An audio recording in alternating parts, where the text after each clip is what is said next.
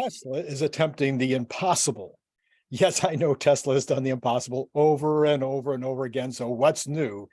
But this is really an important idea that I still don't think even the Tesla community gets in terms of what Tesla is attempting this year, that nothing like it in the history of the automobile industry has ever been done, not even close. This is Randy Kirk.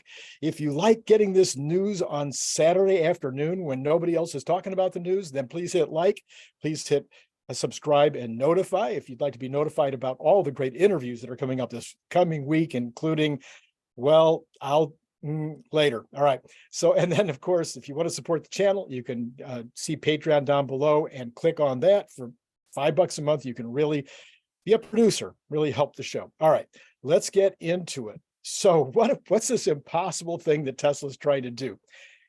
Think about this now. Let this sink in, as Elon would say.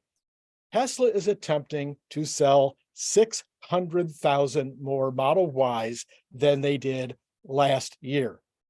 Now, very, very few car models ever make it to 600,000 vehicles. That's like a rarefied air to get over 600,000 ever.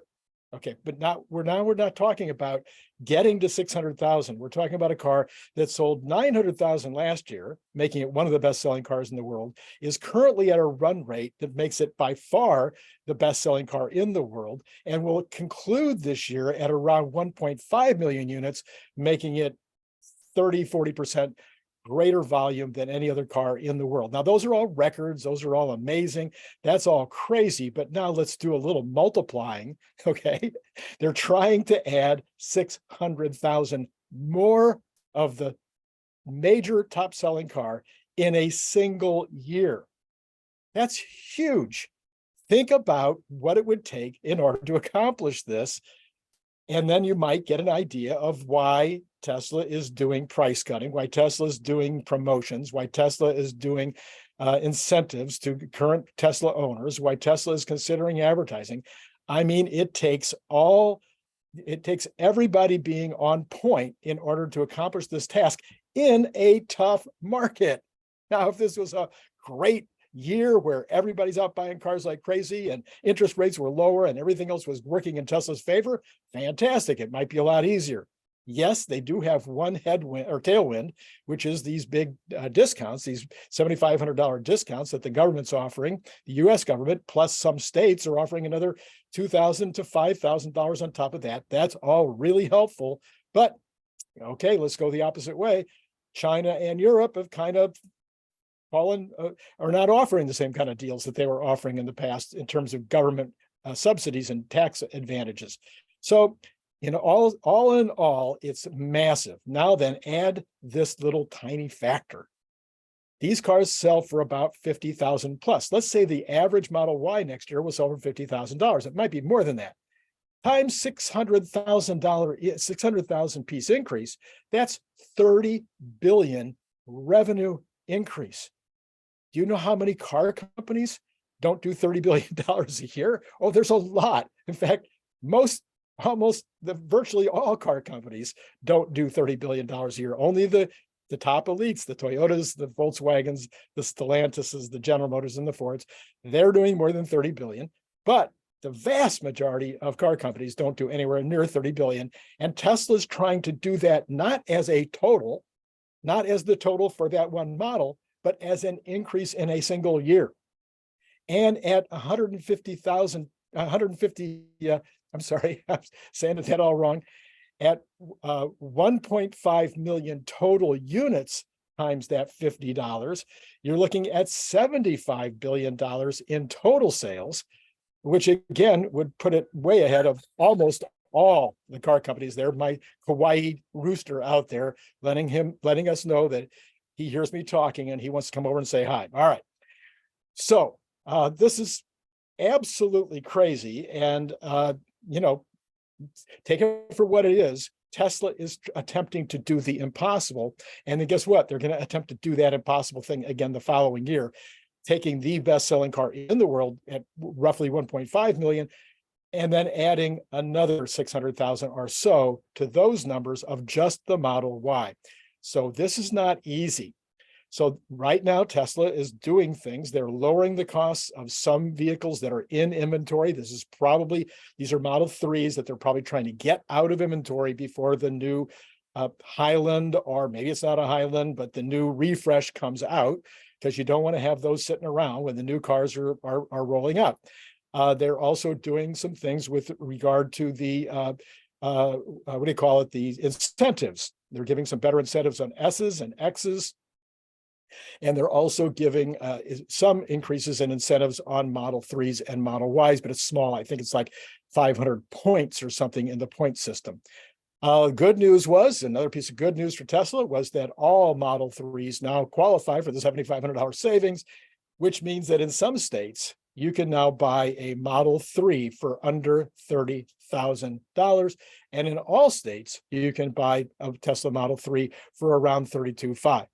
So, this is pretty important, and this is going to help Tesla get to their numbers. And then when the new Model 3s come out, we're hoping they're going to be really cool and maybe less expensive. So we're waiting for that news day by day, expecting that could happen soon. So the next subject I want to talk about today is a little bit different, and it's going to be not really about Tesla, except it is, because anything that affects Elon Musk affects Tesla. We believe that, right? I mean, his ability to charm the world, and sometimes not charm the world, his statements, his methods, his approaches, the Twitter thing, all this stuff, all definitely affects Elon, and some of that rubs off on Tesla. Some would say all publicity is good publicity, so that just means more people are talking about Tesla, which would increase total sales. So, but let's take a look just for fun. This morning, I just couldn't stand it. I was looking at Apple News, and here were the headlines. These are the headlines now. This is first one: Elon Musk's Twitter, more a cult of personality than a company. Now, that's from Quartz. So Twitter is more a cult of personality. Now, cult of personality, this is not a good thing, right? We can all say that Quartz was not intending to build up Elon Musk or build up Twitter or build up even the people who follow Twitter or follow Elon on Twitter. They were trying to say good things about the 130 plus million people that follow Elon on Twitter. They weren't trying to say anything good. So anyway, that was the first one. Then we go on to this one. Twitter's right-wing takeover is complete. Why are liberals still on it? That's from The Guardian. So again, Twitter now is right-wing. It's who knows, maybe it's more to the right than Fox News. But okay, the right-wing takeover is complete. And why have liberals even continued to want to be in a free speech zone? I don't know. All right, then the next one. Oh, this is one I really love. AOC parody account removed from Twitter. Likely just the first of many to come. That's Forbes. Well, okay, so this is complete lie. This is complete nonsense. The parody account was not removed from Twitter by Twitter. It was removed from Twitter by the person who put up the parody account because she was getting so many, he or she, I'm not sure, I think it's a she, was getting so many death threats. Then the sub headline here, likely just the first of many to come. Well, if this wasn't removed by Twitter, how can it be likely the first of many to come? So the thing was a complete farce.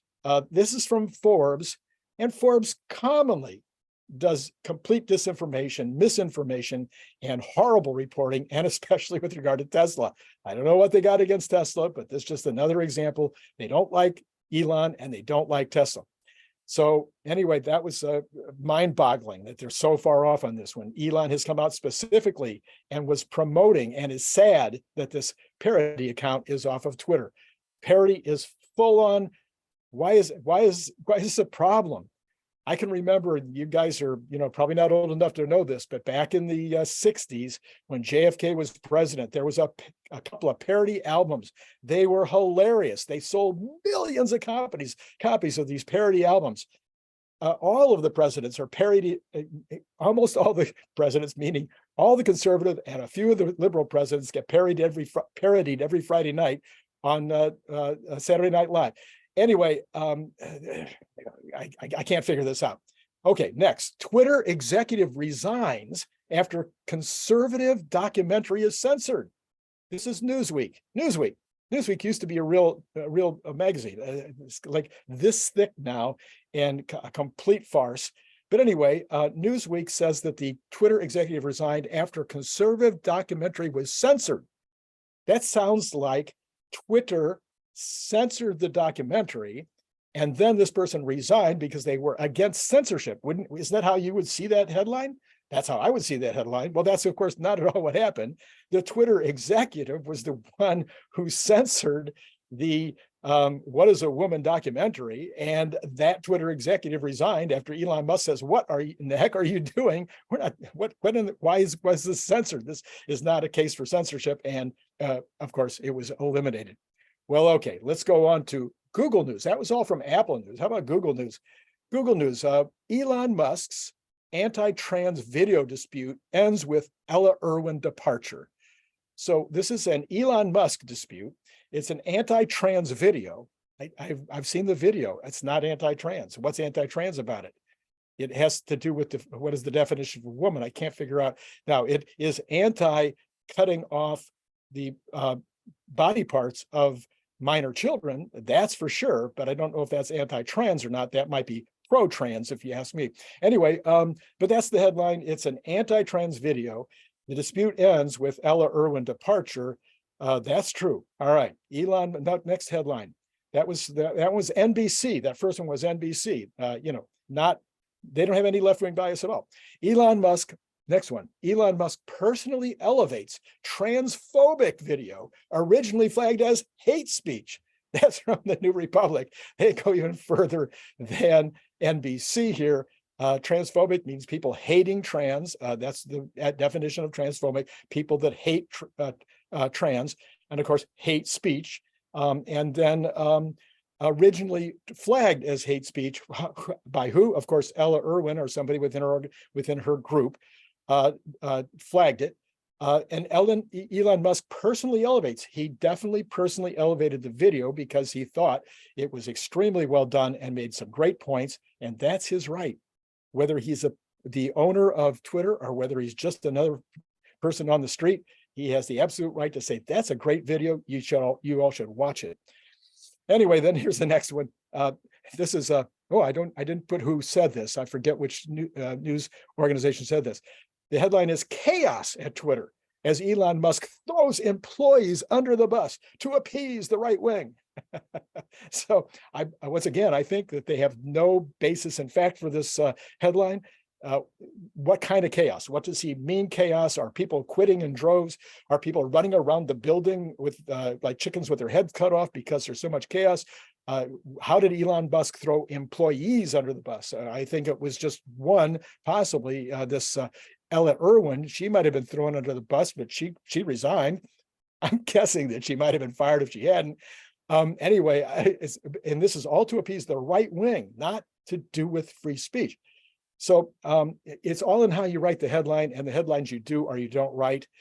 This is what Elon's trying to say with regard to Twitter. I'm so glad he's doing it. Okay, let's get off of that bandwagon for a minute and go on to this next. So this one was another headline. Tesla releases diversity data for the first time.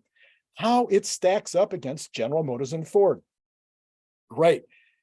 Elon Musk was forced by this system that we have now of rating stocks based on whether they're inclusive and do equity and do environmentally good things and whatnot. ESG, I believe it's called, and everybody knows it's a rigged system because guess what? Tesla just made the list. They haven't been on the list ever. And not only did they just make the list, but tobacco companies and oil companies are higher on the list in terms of ESG than Tesla. Anyway, Tesla, I guess, felt that they just had to do this. So they provided their information with regard to diversity. And this assumes that you believe, or I believe, or anybody believes that diversity should be a high goal. And I think diversity is great. And it should be a goal. I don't know if it's the highest goal. I think maybe competence and character and things like that would be way above diversity. Okay, comment below. If you think that diversity is a higher requirement, a more important requirement for employees than competency and character, I've got a bone to pick, but hey, that's what the comments are for. All right. So it goes on to say, of course, how it stacks up against General Motors and Ford.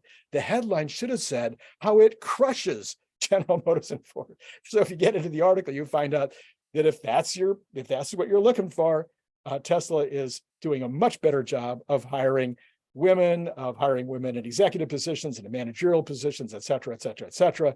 So the headline didn't even give the credit where credit was due. All right, let's move on to some more economic specific news. How about all this? Battery electric vehicle sales in Norway hit 81%, both in April and May. And in May, hybrids were another 16% for a total of 97% of all cars sold in Norway were some kind of a plug-in vehicle. Of course, the Tesla Model Y was way ahead of all the others with 26% market share. And of course, the 26 market share in this case is not only of the battery electric vehicles or a combination of all these plug-in type vehicles, but it was actually very close to 26% of all vehicles because 97% of all vehicles were in fact plug-ins. So this is the future, folks. This is something, again, that most people that are watching the S-curve form, most people that are just not paying attention to anything Tony Seba's ever said, most people that are just not even paying attention are not seeing that we get to see the future by watching some of these other countries. So we've got Sweden now at 41% of plug-in, of BEV, and another 20% of hybrids at a total of 61%. You've got China at 35%. You've got all of Europe at over 20%. And you've got the California at 17%, probably over 17% now. And then you've got the entire world at 10%. And 10% is the tipping point, according to Tony Seba. So you can see how quickly it's happened in these other countries where the S-curve is starting to happen. This is going to happen worldwide. And it's not going to be because of demand. It's going to be because of supply. The only thing that's going to hold it back is going to be supply, because the demand will be there. And you're already seeing all of this shape up in some of these early countries. And you can just watch it duplicate around the world in the future. All right. So breaking news. Just 2 minutes before I started recording this, the Tesla Model S Plaid, the family car, the four-door family car, the Model S Plaid sets a new production EV lap record at Nuremberg at 7 minutes and 25 seconds time. This puts it about on par with the Porsche 911 Carrera GTS, the Porsche 911 GT RS, a GT2 RS, and beats the Porsche Taycan Turbo S by 8 seconds. Go Tesla. All right. So once again, if this was helpful content, if it was even fun content, if it amused you, even if it made you mad, and even if you want to hit the comments down there and just bawl me out for something I said, go for it. But still hit the like button and then hit subscribe, notify, and potentially join me on Patreon. This is Randy Kirk, and it's been great talking to you.